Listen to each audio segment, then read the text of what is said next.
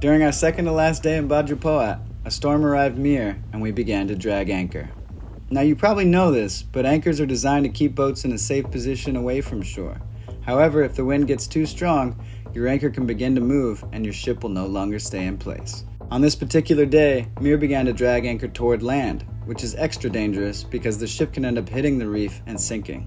Setelah semua selesai, mau naik, Kak Lulu bilang, nyalakan mesin. Terus Mbak Lulu teriak, ini alarm cepat, langsung lari ke atas. Nyari diver, saya langsung bilang, Lulu Kak, saya mau jemput dulu gitu. It also just so happened that when we dragged anchor, the captain wasn't even on the ship, but rather scuba diving nearby a few hundred meters away. These are usually the kinds of situations that are notorious for creating accidents. But luckily for us, our team was up to the challenge and responded quickly to prevent the accident from happening.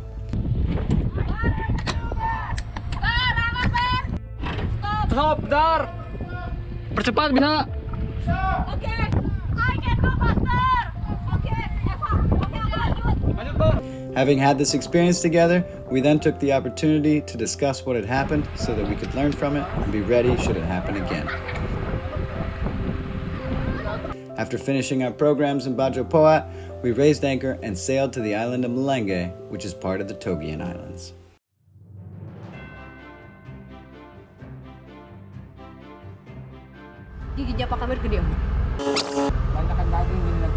At Malenge, we visited our friends Mady and Dr. Atting, who started a great project there to protect local endangered animals.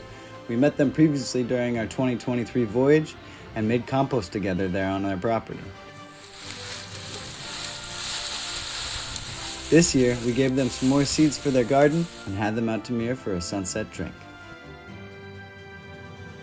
The next day, we sailed onward to the island of Una Una.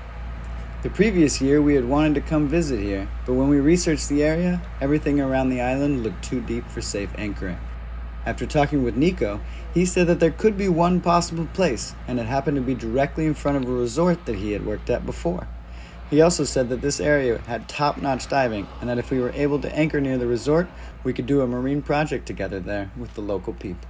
When we arrived in Una Una the following morning, however, there were strong winds blowing on shore, making the anchorage unsafe. To be sure that it wasn't just a one-time thing, we did a recon mission around the island to see if there were any other spots that could be safe to anchor at. This took us about 7 hours, and we learned that no, there are no areas around Una Una shallow enough for Mir to anchor. When we finally returned to the dive resort, we also learned that the weather there was not just a one-time thing, as the winds were just as strong as before. Realizing that this meant no Una Una for us, we decided to at least do one dive off the south end of the island at one of Nico's favorite dive sites, while Mir and the rest of the team floated on the ship nearby.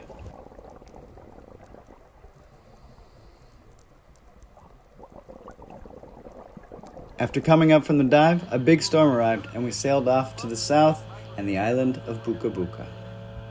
Buka Buka has been a destination Mir has wanted to visit, but like Una Una, we've heard it is a difficult place to anchor at.